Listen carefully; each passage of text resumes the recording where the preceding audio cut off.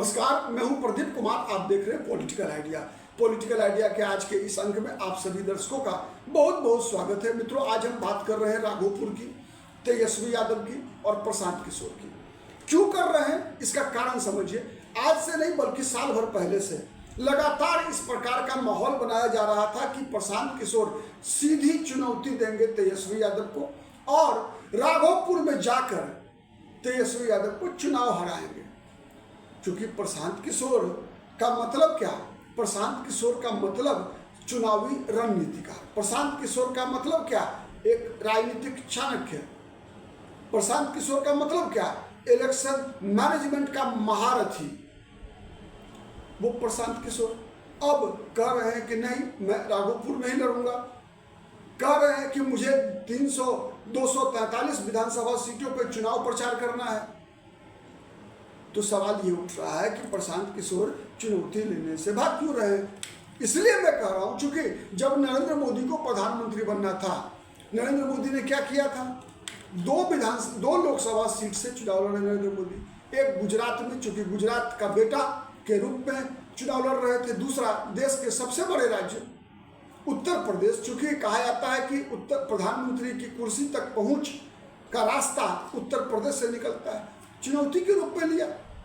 पर अरविंद केजरीवाल को अगर बड़ा नेता बनना था तो अरविंद केजरीवाल ने नामांकन किसके खिलाफ किया? हार गए, सही है, नरेंद्र मोदी के खिलाफ बनारस में आकर। अरविंद केजरीवाल को दिल्ली में राजनीति करनी थी, दिल्ली का मुख्यमंत्री बनना था। किसके खिलाफ नामांकन किया? शीला दीक्षित के खिलाफ, याद है ना?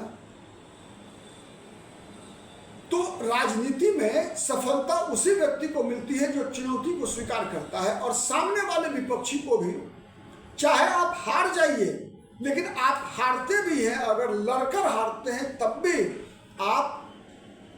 आप जीतते हैं। क्योंकि आज के दिन में अगर कोई ये तुलना करे तेजस्वी यादव का प्रशांत किशोर से, तो मुझे लगता है कुछ मामलों में अन्याय होगा प्रशांत किशोर के साथ। इसलिए कि प्रशांत किशोर की पार्टी नई पार्टी है, पहला चुनाव लड़ रही है प्रशांत किशोर की पार्टी।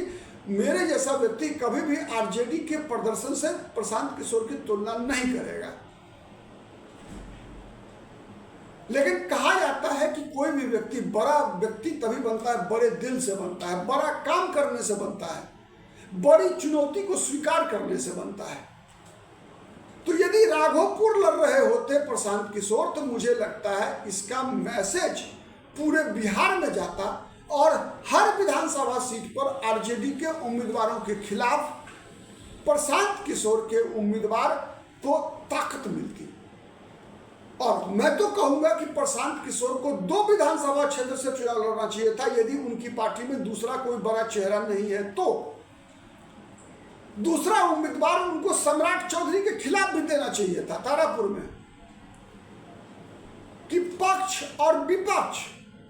क्योंकि इसलिए मैं सम्राट चौधरी का नाम ले रहा हूं, क्योंकि नीतीश कुमार तो चुनाव लड़ते नहीं, नीतीश कुमार भी तो मैनेजर है, पॉलिटिकल मैनेजर है। तो इसीलिए मैंने सम्राट चौधरी का नाम लिया कि नीतीश, अगर प्रशांत किशोर को बिहार में गंभीर चुनौती पेश करना है तो प्रशांत किशोर को तेजस्वी यादव के खिलाफ, सम्राट चौधरी के खिलाफ चुनाव लड़ना चाहिए था। उससे कई चीजें प्रशांत किशोर के हित में होता। मेरा मानना है कि कोई भी चुनाव जब जीती जाती है, उसमें सबसे बड़ा फैक्टर क्या होता है ना, कि मतदाताओं के मन के अंदर आपके प्रति कितना विश्वास बनता है। और विश्वास की बात है तो सबसे पहला विश्वास ये बनता है कि क्या प्रशांत किशोर तेजस्वी यादव को हरा सकते हैं। यदि ये बन गया कि प्रशांत किशोर कैन डिफीट तेजस्वी यादव, तो इसका असर केवल राघोपुर में नहीं, बल्कि मेरा मानना है कि बिहार के 243 विधानसभा सीट पर पड़ता। प्रशांत किशोर बिहार की जातिवादी राजनीति के चक्रव्यूह को क्या तोड़ सकते हैं? इस बात को साबित करने की चुनौती राघोपुर से निकल कर आती।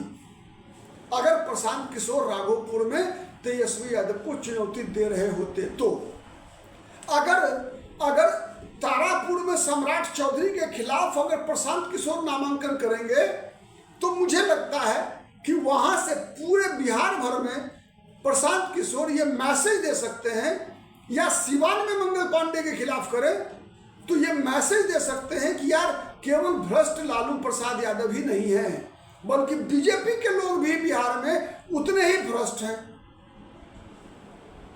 लेकिन यदि प्रशांत किशोर आसान रास्ता अपनाएंगे, ये उम्मीद करेंगे कि कोई सत्ता रूपी जो थाली है वो सजाकर प्रशांत किशोर के आगे में रख देगा और कहेगा कि भैया आप आइए शपथ ले लीजिए राजभवन में चलकर, तो मुझे लगता है कि प्रशांत किशोर तो ठीक है, बहुत बड़े पॉलिटिकल स्ट्रेटजिस्ट हैं, लेकिन प्रशांत किशोर भी तो हारे हैं। एक चुनावी रणनीतिकार के रूप में कई चुनाव तो हारे। प्रशांत किशोर किसी ऐसे व्यक्ति को तो चुनाव नहीं जितवा दिया जिसके अंदर जीतने की क्षमता ही नहीं थी।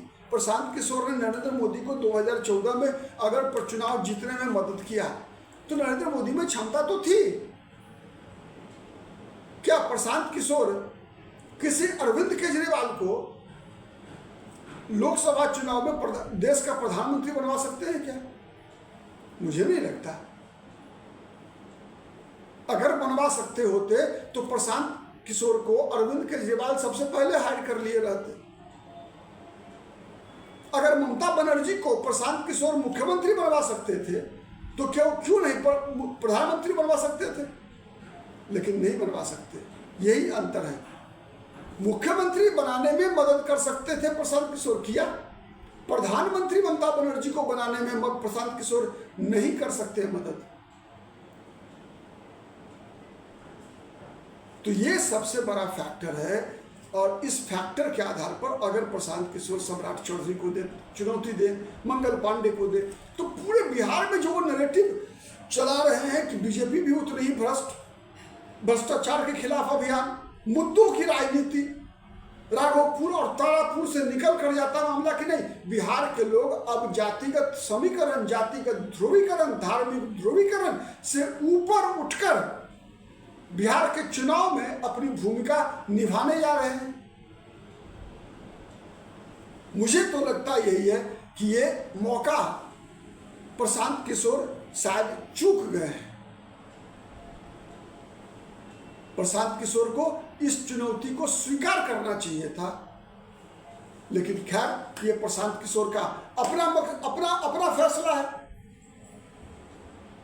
प्रशांत किशोर का अपना फैसला है कि वो क्यों नहीं लड़ेंगे, तो बिहार की जनता का भी फैसला तो अपना होगा। क्या होगा उस पर हमारी नजर बनी रहेगी। आज से लेकर परिणाम के आने तक बिहार चुनाव से जुड़ा हुआ हर वो खबर जिसका विश्लेषण जानने की आपकी इच्छा होती है, पॉलिटिकल आइडिया पर बने रहिए, आपको मिलेगा। हर किसी भी नेता पार्टी के प्रति न कोई दुर्भावना होगी, न कोई सद्भावना होगा, इसका वादा है। न कोई सद्भावना, न कोई दुर्भावना, एकदम निरपेक्ष,